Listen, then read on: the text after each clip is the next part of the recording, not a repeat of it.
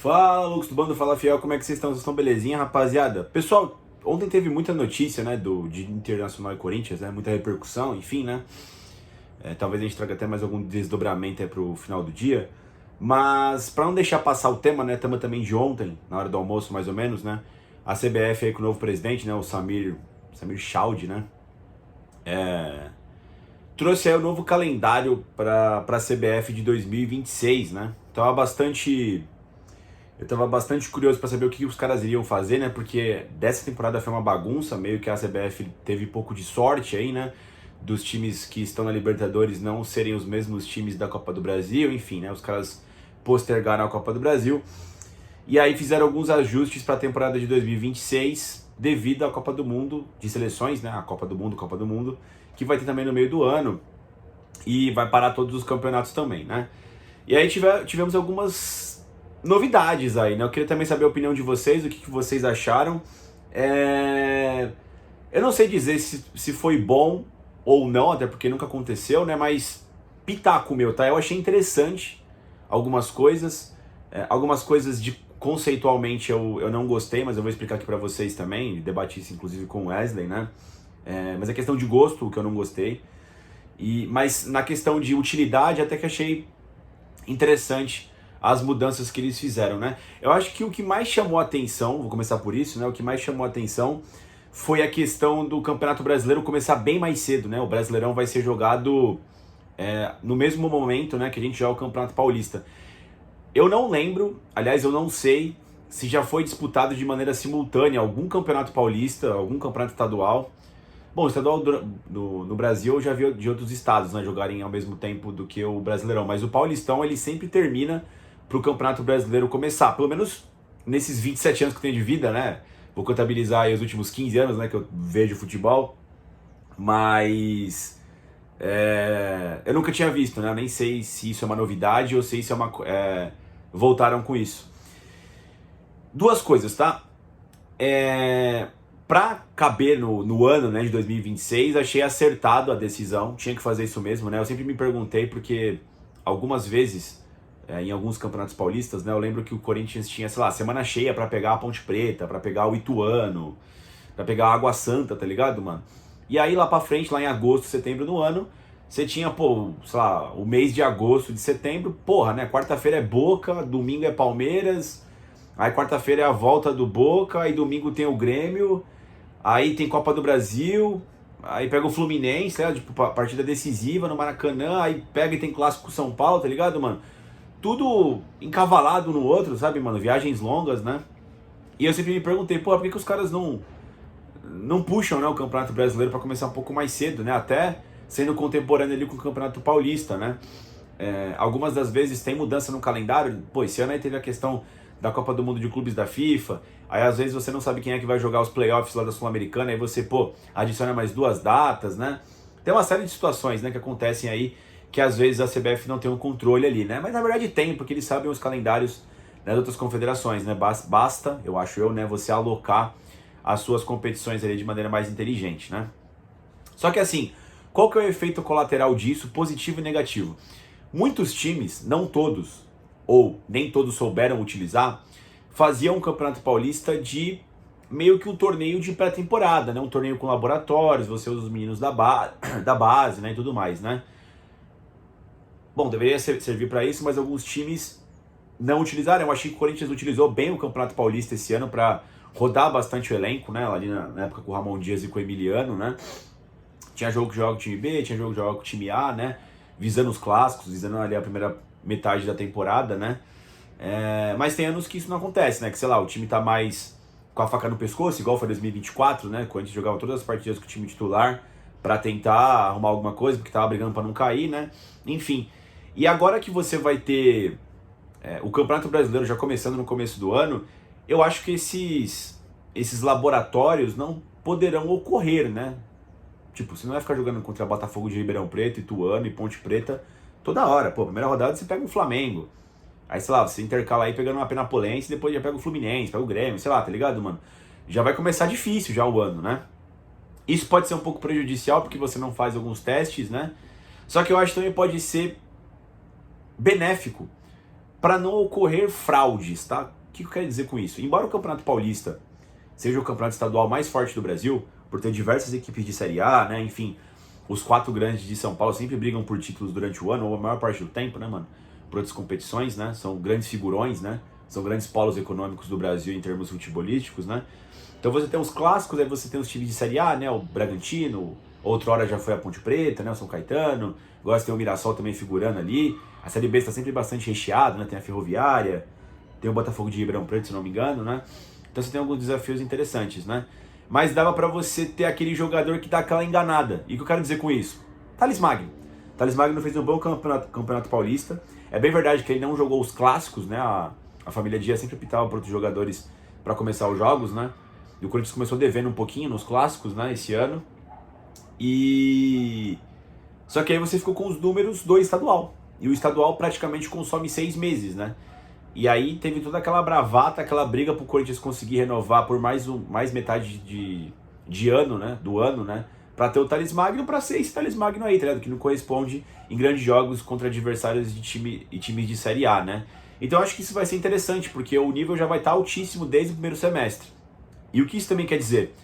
Eu acho que o Corinthians já falhou, né? Mas as diretorias vão ter que se preparar melhor nas janelas de meio de ano, visando meio que a temporada ao contrário, né?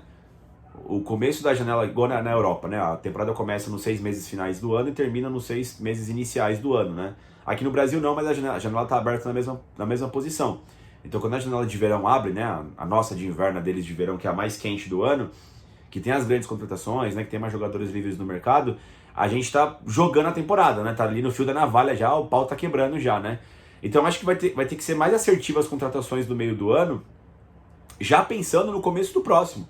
Que não vai dar pra ficar fazendo uma reformulaçãozinha, os grandes torneios começam na metade do ano. Não, já vai começar o Brasileirão. E o Brasileirão você vacilou, meu amigo, você tá na zona de rebaixamento, né?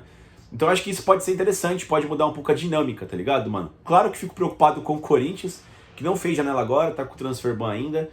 É muito difícil fazer janelas boas no começo do ano, tá? Tem poucas opções de mercado, principalmente quando você não tá com verba, né, para comprar jogadores, igual o Palmeiras, igual o Flamengo, né, que vai lá e paga a transferência, né? O Corinthians tá procurando agentes livres no mercado e você pega a sobra, né, quando tem, né, mano?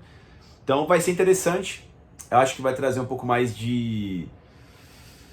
Como é que eu posso dizer? De importância pro começo do ano, tá? Muitas das vezes o começo do ano começa meio puta, né? Você tem ali uma pré-Libertadores às vezes, mas é o que? As fases iniciais da Copa do Brasil, aí você tem fase de grupos da Sul-Americana. Quando você joga a Libertadores, tem a fase de grupos da Libertadores ali que intercala com o Paulista, né? Mas o bicho pega mesmo ali a partir de maio, junho, né? Terminando o Paulista e já começando as grandes competições, né? Do resto do ano, né, mano? Enfim, acho que é isso que eu tenho a dizer do primeiro semestre. Eles incluíram um torneio novo, né?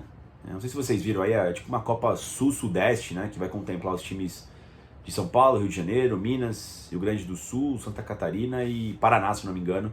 É tipo a Copa do Nordeste, tá ligado? Mas sem o Espírito Santo, né?